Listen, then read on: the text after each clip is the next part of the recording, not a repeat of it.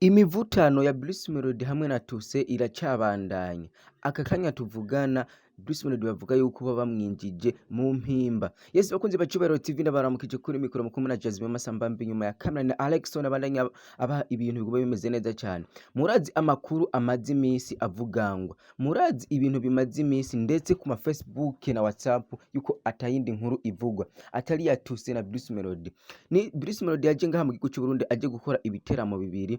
Aho havuze amajambo menshi yuko yobaheranye amafaranga angana n'idolari ibihumbi 2 n'imiliyoni 30 z'amarundi. Ariko uko byagiye biragenda nuko kubera gira gumya amakuru ndayabira hagufi kiravuga ati Cubahiro TV ni ngombwa yuko nzoyabaha yose anonosoye. Ni Bruce Melody amaze gushika mu gihugu cy'u Burundi yaje yakotesheje indege yiwe ata muntu numwe ashobora kuba yo kwinjiramo adashaka. Ikindi kintu naco Bruce Melody yoba yarakoze nuko yazanye umuduga wiwe asanzwe agiramwo arawuzana hano mu butaka bw'u Burundi. Ariko Bruce Melody mukuza ngaha mu gihugu cy'u Burundi tubibutse yuko yigeze guhakwa gukora igiteramo bari kumwe na Big Fizzo kuri Noheli ya kera cyane.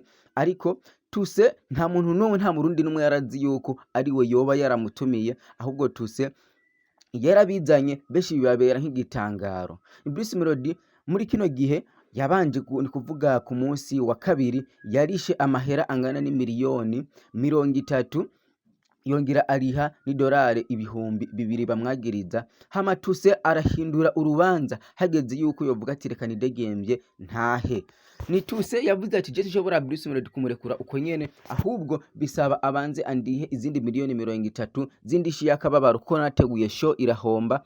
Ariko abaririmbyi b'abarundi beshe bagiye batandukanye atwovuga nka Kidumu ndibazi yuko nta murundi numwe atamuzi. Atwovuga nka Satubi ni Kidumu yavuze ati nimurabe ivyo bintu mubikore bukebuke kubera jewe ndibuka yuko ico giteramo Bruce Melody yagira aze mu gihugu cy'u Burundi yuko bampamagaye hanyuma ndakora igiteramo jewe ku giti ciwanje. Ni kuvuga show ntiyigeze ihomba. Ivyo uyo mugwizatunga ariko aravuga arabesha.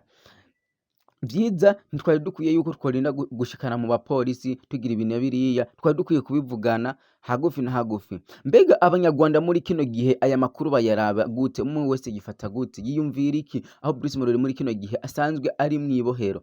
Ni Bruce Melody ku munsi wejo, umunsi wa gatatu ejo, Bruce Melody bafashe bahamagara abanditsi bamenyesha makuru aho yarari muri PGP bariko baramwumviriza. Aravuga ati je nubu unye niyo bondekura ndaja guteramisha abafana banje cyangwa abarundi banje basanzwe bankunda ibiinya ntaco bintwaye. Ariko akiri ngaho nyene ahejeje kuvuga ico kintu bace bamusubiza mwibohero, kandi bamusubije mwibohero. Tuse aravuga ati je ntashobora kuva ngaha anya atandishe amahera angana n'imiliyoni 30 z'amarundi bivaye no kungena nateguye show irahomba. Murazi yuko ibintu bigiye bitandukanye yuko uyiteguye konseri nyene hari utuntu twishi cyane, amahera ni menshi ashobora kuba yo gira ikibazo kubera uba wayakoresheje.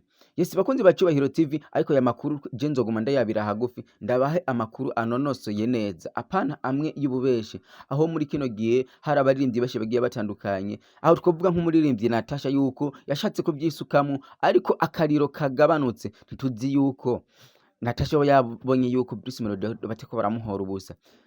Nibazi ko nzobaha amakuru agiye atandukanye, amakuru y'ukuri apana bya bindi kuma tubesha tuvuga ngo ibiki nibiki. Mubarange mukana subscribe na comment, turabakunda cyane.